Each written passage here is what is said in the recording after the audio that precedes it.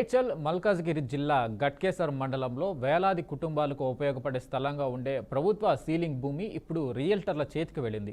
Survey number 127లోని ఎకరా 39 సెంట్ల ceiling భూమి ప్రైవేటు రియల్టర్ల హస్తక్రమంతో హెచ్ఎండిఏ లేఅవుట్లో కలిపి అక్రమంగా విక్రయించినట్లు బయటపడింది.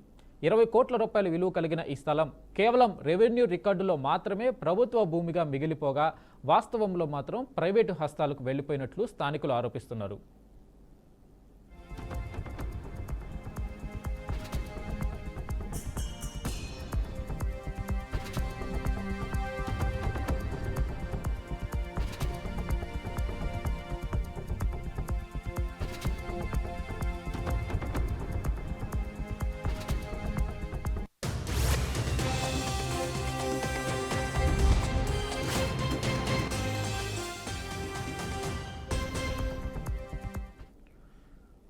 రెండు 2004లో prime land project India limited సంస్థ సుమారు 42 ఎకరాల్లో హెచ్ఎండిఏ వెంచర్ అభివృద్ధి చేసింది. ఇందులో సర్వే నెంబర్ 127లోని ఎకరా 39 సెంట్ల ప్రభుత్వ సీలింగ్ భూమిని కూడా కలిపి లేఅవుట్ చేసి ఆ భూమిని డిలీటెడ్ భూమిగా చూపిస్తూ హెచ్ఎండిఏ నుండి అప్రూవల్ తీసుకున్నారు. ఈ అప్రూవల్ కోసం హెచ్ఎండిఏ రెవెన్యూ అధికారులకు భారీగా లంచాలు ఇచ్చినట్లు సమాచారం. ఈ వ్యవహారంలో ఉన్న రాజకీయ హస్తం, అధికారుల సహకారం ఇప్పుడు మరోసారి చర్చనీయాంశమవుతుంది.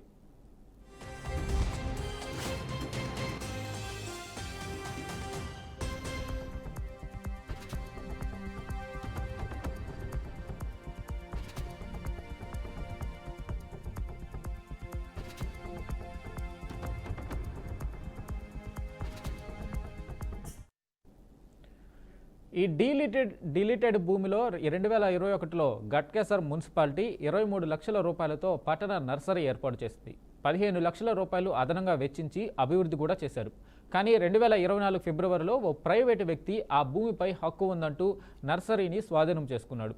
తర్వాత మున్సిపల్ చైర్పర్సన్ ముల్లి పావని కౌన్సిలర్ల సమక్షంలో మళ్లీ ప్రభుత్వమే భూమిని స్వాధీనం చేసుకున్న ఇటీవల అదే ప్రైవేటు వ్యక్తి మళ్లీ నర్సరీను ఆక్రమించడంతో వివాదం మళ్లీ తెరపైకి వచ్చింది.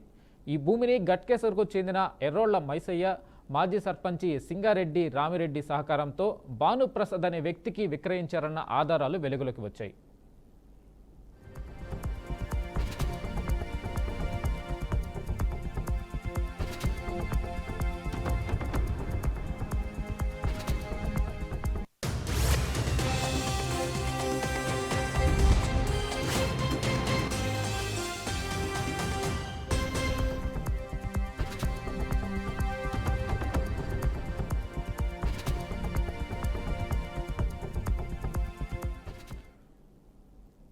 ప్రభుత్వ సీలింగ్ భూమిని రియల్టర్లు విక్రయించి 2 సార్లు ప్రైవేటు హస్తాలకు అప్పగించిన రెవెన్యూ, హెచ్ఎండిఏ, మున్సిపల్ అధికారులు చేతులు దులుపుకుంటూ కాలయాపన చేస్తున్నారు.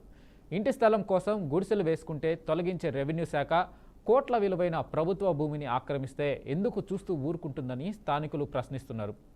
హైడ్రా వంటి సంస్థలు చేతులెత్తేయడంతో అధికార వ్యవస్థపై ప్రజల్లో నమ్మకం పోయింది.